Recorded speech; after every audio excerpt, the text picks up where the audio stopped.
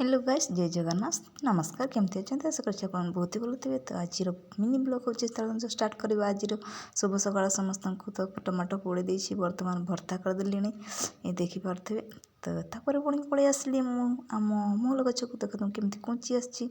तो पुणी भाउज करके आसिले, कहले पपीता दियो। मु कहले तुली पारिबिनी। तापर झील कहला केंदु खाइबी, सी खाऊँ। तापर मु मोर गली लेंबू गछ को जाई सारा पर भाविली लेंबू गोटे पड़ा। तापर देखिली ऊपर बहुत कंचा कंचा है। यहाँ कौन यहाँ काईपुड़ा कहते देखु। ताहले गोटे ही पाची पूरा कंचा अच्छी।